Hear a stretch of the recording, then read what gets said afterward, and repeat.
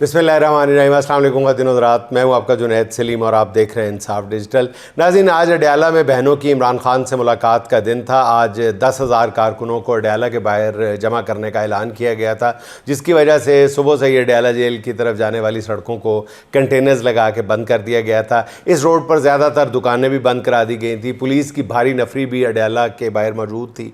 वज़ीर आला सुहेल अफरीदी ने सूबे का बजट पेश करने को इमरान खान के साथ मुलाकात से मशरूत कर दिया था। मुशीर ख़जाना मुजम्मल असलम का कहना यह था कि जी इमरान खान से सुहेल अफरीदी और बहनों की मुलाकात नहीं होगी तो फिर जो फ़ंड्स वफाक ने मांगे हैं वो बजट का हिस्सा नहीं होंगे। नाज़रीन, 10,000 तो नहीं, लेकिन एक मुनासिब तादाद में आज PTI के कारकुनान इमरान खान की बहनों के साथ इज़हार यकजहती के लिए अडयाले के बाहर मौजूद थे। लेकिन फिर वही सोशल मीडिया पर PTI के अंदरूनी इख्तलाफात जो थे, वो जितने भी लोग मौजूद थे उनकी तादाद पर भारी नज़र आ रहे थे और एक दूसरे पर इल्ज़ाम तराशी का सिलसिला PTI के अंदर जारी है।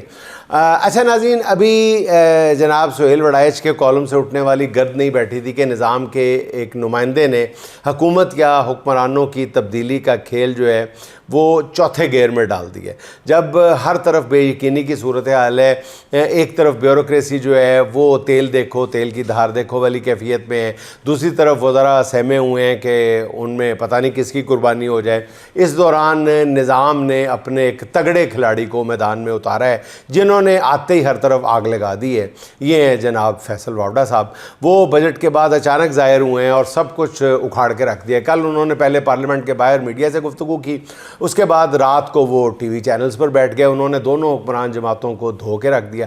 पहले उन्होंने बताया कि जी ईरान अमेरिका मुआहदे का क्रेडिट किसका है। फैसल वावड़ा ने इसका जो क्रेडिट है वो फील्ड मार्शल को देते हुए वज़ीर आज़म को इसमें से मक्खन से बाल की तरह बाहर निकाल दिया। फिर गिलगित बल्तिस्तान का नाम लिए बग़ैर उन्होंने कहा कि वफाकी हुकूमत होते हुए इलेक्शन हुए, घोड़ा भी आपका, मैदान भी आपका, गधा भी आपका, घास भी आपकी, मिट्टी भी आपकी, कोच भी आपका, सिग्नल फ्री, डंडा फ्री, स्पीड ब्रेकर फ्री, सब कुछ आपको दिया गया। आप फिर भी हार गए। आप हर रेस में अकेले खड़े हो फिर भी हार जाएं तो इसमें कसूर किसका है। फिर उसके बाद हामिद मीर के प्रोग्राम में फैसल वावड़ा ने बाउंड्री के चारों जानिब खुल के स्ट्रोक्स खेले। सबसे पहले उनकी तवज्जो जो है जनाब वज़ीर आज़म शहबाज शरीफ की जानिब मबजूल हुई।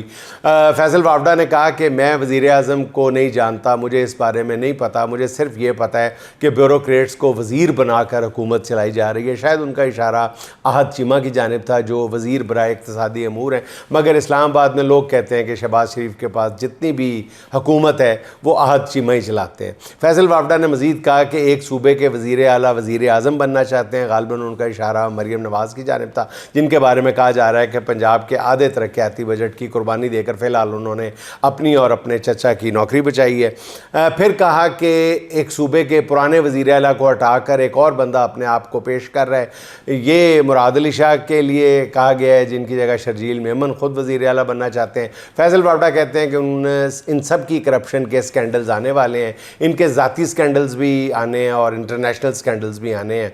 फैसल वावड़ा ने मज़ीद कहा कि मैं पेशगोई कर रहा हूँ कि मुझे आइंदा के सियासी मंजरनामे में या तो सब एक कंटेनर पर नज़र आ रहे हैं या सब एक कंटेनर के अंदर नज़र आ रहे हैं।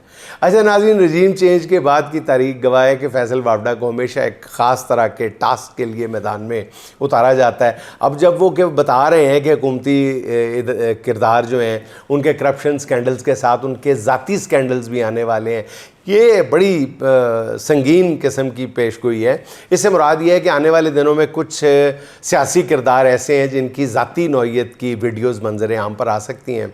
शहर इक़्तिदार में तो कुछ सियासी किरदारों का नाम लेकर उनकी ज़ाती नौइयत की वीडियोज़ के बारे में बात हो रही है। कहा जा रहा है कि इन वीडियोज़ का अगर फोरेंसिक करा लिया गया तो वाक़फ़ान हाल के मुताबिक इन वीडियोज़ का मवाद इतना भयानक है कि उनके सामने आने पर सियासत के कुछ नामवर और उभरते हुए किरदारों का कैरियर जो है ये वीडियोज़ ही खा जाएंगी। यहाँ एक अहम सवाल बहुत ही अहमियत इख्तियार कर गया, मज़ीद अहमियत इख्तियार कर गया कि मौजूदा हुकूमत तो पसपर्दा क़ुव्वतों के साथ हर तरह का तावन कर रही है। कहा जा रहा है कि शहबाज शरीफ जैसा ताबेदार वज़ीर आज़म सिस्टम ने पिछले 80 साल में प्रोड्यूस नहीं किया, तो फिर फैसल वावड़ा के ज़रिए तड़ियाँ क्यों लगाई जा रही हैं, किसको लगाई जा रही हैं। लोग कहते हैं कि जी इसकी दो वजूहत हो सकती हैं। एक वजह जो नज़र आ रही है कि किसी मामले पर हुकूमत की जानिब से मज़ामत का सामना है। नवाज़ शरीफ شریف کی اچانک جینوا روانگی اور تاحال واپس نہ آنا، وزیر اعلیٰ مریم نواز کا 2 ہفتے تک منظر عام سے غائب رہنا، بتایا جا رہا ہے کہ پیچھے کسی جگہ کوئی گھمسان کا رن پڑا ہوا ہے۔ تمام تر ذرائع کنفرم کر رہے ہیں کہ بات 28ویں ترمیم پر الجھی ہوئی ہے۔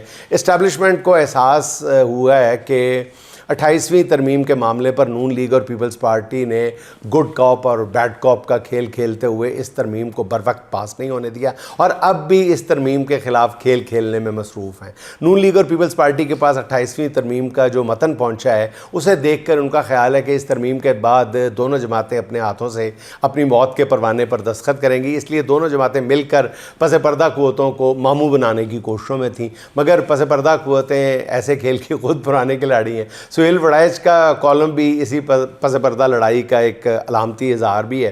دوسری وجہ بالکل ظاہر ہے کہ تمام تر جتن کر لینے کے باوجود اور حکومت کو ہر طرح کا فری ہینڈ دینے کے بعد ملک نہیں چل رہا۔ ہر بندہ یہیں پہ کہ جی کم نہیں چلتا پہ، یہاں پہ آ کے بات ختم ہو جاتی ہے اور سسٹم میں اب اتنی استطاعت نہیں بچی کہ وہ اقتدار میں بیٹھی سیاسی لاشوں کا مزید بوجھ اٹھا سکے۔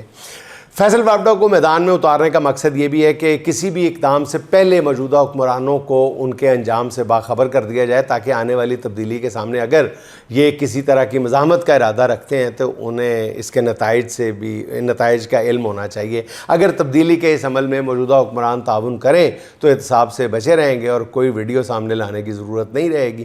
اچھا ناظرین، اس بار سینیٹر فیصل وابڈا صرف بیانات ہی نہیں داغ رہے بلکہ وہ سرکاری کرپشن کے شواہد بھی میڈیا کے ساتھ شیئر کر رہے ہیں۔ گزشتہ روز سینٹ کی قائمہ کمیٹی برائے خزانہ کا اجلاس ہوا جس میں فیصل وابڈا نے انکشاف کیا کہ جی ملک میں گاڑیوں کی مقامی تیاری کے نام پر 100 ارب روپے کی کرپشن کی جا رہی ہے اور چند کمپنیوں کی اجارہ داری قائم ہے۔ انہوں نے وزارت صنعت و پیداوار پر تنقید کرتے ہوئے کہا کہ مبینہ طور پر انڈسٹریز کے وزیر اور سیکٹری نے مافیا کے ساتھ مل کر 100 ارب روپے کی کرپشن کی ہے۔ فیصل وابڈا نے کہا کہ جی ان کے پاس مقامی گاڑیوں کی تیاری کے نام پر ہونے والی کرپشن کے تمام ثبوت اور شواہد موجود ہیں۔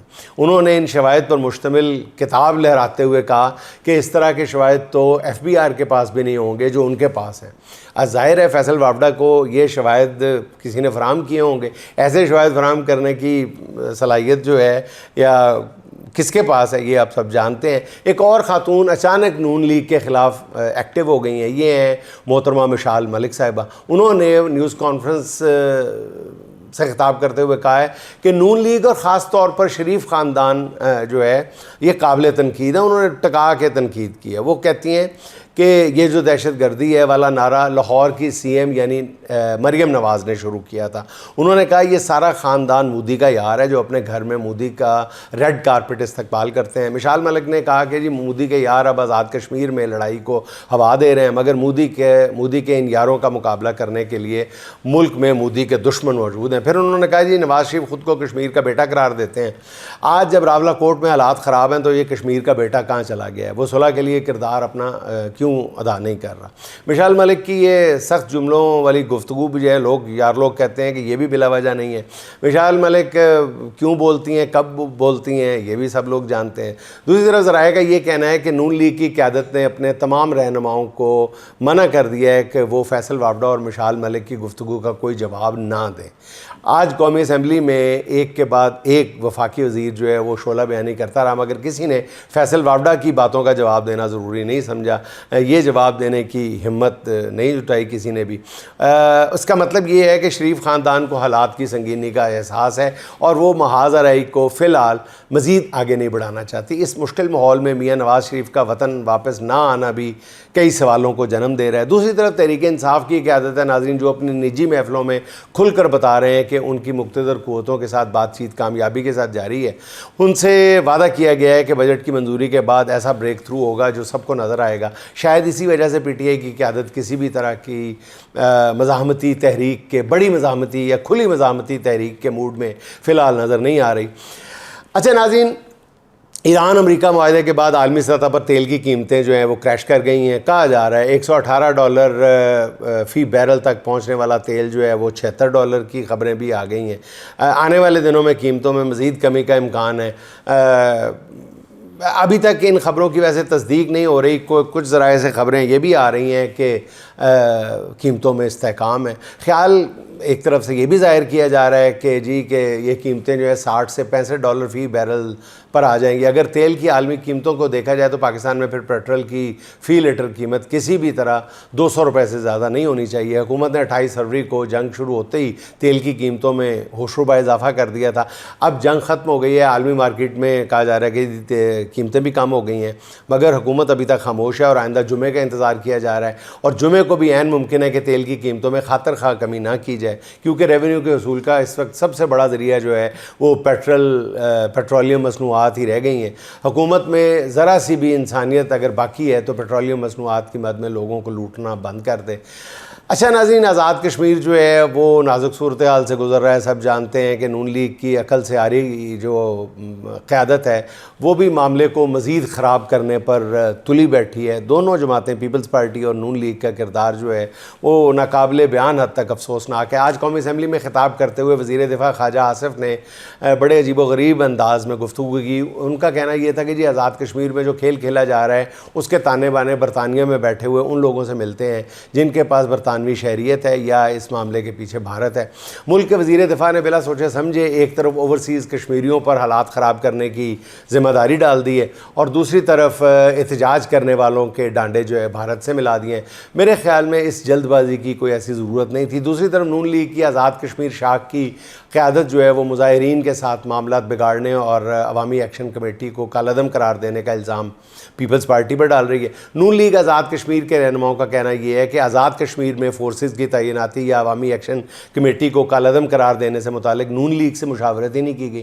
ان کا یہ کہنا ہے کہ اگر کالعدم قرار دینے پر ان سے مشاورت کی جاتی تو وہ شاید ذمہ داری قبول کرتے۔ پیپلز پارٹی نے خود یہ نوٹیفیکیشن جاری کیا ہے تو وہی اس کی ذمہ داری بھی اٹھائیں۔ اس کا مطلب یہ ہے کہ نون لیگ کے رہنما ہر جگہ سیاست کر رہے ہیں۔ پاکستان میں ان کا موقف کچھ اور ہے اور آزاد کشمیر میں بالکل کچھ اور۔ یہی نون لیگ کا ناظرین اصل چہرہ ہے جو اب ہر سطح پر بے نقاب ہوتا جا رہا ہے۔ ناظرین آخر میں چند شعر فراز کے: دکھ تو ہر وقت تعاقب میں رہا کرتے ہیں، دکھ تو ہر وقت تعاقب میں رہا کرتے ہیں، یوں پناہوں میں کہاں تک کوئی رہ سکتا ہے، کب تلک ریت کی دیوار سنبھالے کوئی، کب تلک ریت کی دیوار سنبھالے کوئی، وہ تھکن ہے کہ میرا جسم بھی ڈھہ سکتا ہے، اجنبی لوگ نئے لوگ پرائی گلیاں، اجنبی لوگ نئے لوگ پرائی گلیاں، زندگی ایسے قرائن میں کٹے گی کیسے، تیری چاہت بھی مقدس تیری قربت بھی بہشت، دیس پردیس کی تفریق گھٹے گی کیسے۔ ناظرین خوش رہیں، خوش رکھیں۔ آپ سے ملاقات ہوگی انشاءاللہ اگلے ولاگ میں۔ اللہ حافظ۔